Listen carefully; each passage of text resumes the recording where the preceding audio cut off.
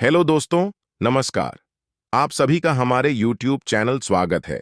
आज हम एक कहानी के साथ फिर आए हैं, जो कहानी आपको सुनने में बहुत ही आरामदायक होगी और जीवन में सफलतापूर्ण भी हो सकती है।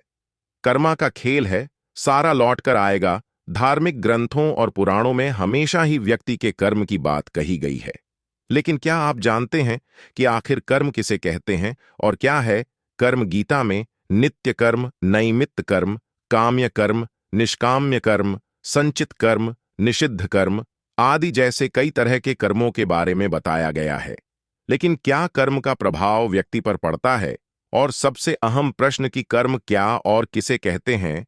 एक बार गौतम बुद्ध के शिष्य ने भी उनसे यही प्रश्न किया था कि कर्म क्या है और किसे कहते हैं।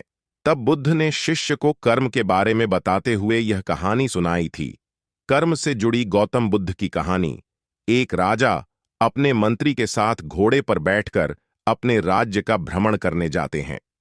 राज्य भ्रमण के दौरान राजा की नजर एक दुकानकार पर पड़ती है और वह दुकान के पास रुक जाते हैं और दुकानदार को देख मंत्री से कहते हैं कि क्यों, मुझे ऐसा लग रहा है कि इस दुकानदार को मैं कल ही फांसी की सजा सुना दूं। पता नहीं क्यों इसे देख मुझे इसे मृत्युदंड देने की इच्छा हो रही है। इतना कहते ही राजा वहां से अकेला ही चले जाते हैं और मंत्री उनसे इसका कारण भी नहीं पूछ पाते। अगले दिन मंत्री अपना भेष बदलकर दुकानदार के पास साधारण मनुष्य की तरह जाते हैं। वह दुकानदार चंदन की लकड़ियां बेचता था। मंत्री दुकानदार से इधर उधर की बात कर उससे काम और हाल चाल पूछते हैं। दुकानदार कहता है, क्या बताऊं भाई, मेरा हाल बहुत बुरा चल रहा है। लोग मेरी दुकान पर आते हैं, मेरी चंदन की लकड़ियों को सूंघते हैं, प्रशंसा भी बहुत करते हैं, लेकिन खरीदता कोई नहीं है। मैं बस इसी इंतजार में हूं कि कब हमारे राजा की मृत्यु हो जाए और उनके अंतिम संस्कार के लिए मेरे दुकान से ढेर सारी चंदन की लकड़ियां बिक जाएं। दुकानदार से इतना सुनते ही मंत्री को सारी बातें समझ में आने लगीं। वह समझ गए कि आखिर क्यों राजा के मन में इस दुकानदार के प्रति नकारात्मक विचार थे। मंत्री ने दुकानदार की बात सुन उससे थोड़ी चंदन की लकड़ियां खरीद लीं। लकड़ियों की बिक्री से दुकानदार भी खुश हो गया और तुरंत मंत्री को लकड़ियां दे दी।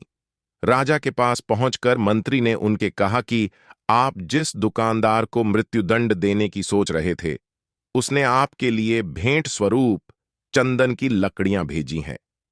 यह सुनते ही राजा खुश हो गए और सोचने लगे कि बेवजह में उस बेचारे दुकानदार के बारे में बुरा सोच रहा था। राजा ने मंत्री से चंदन की लकड़ियां लेकर सूंघी, जिससे बहुत ही अच्छी सुगंध आ रही थी। क्या है कर्म, राजा दुकानदार की लकड़ियों से खुश होकर उसके लिए कुछ सोने के सिक्के भिजवाता है।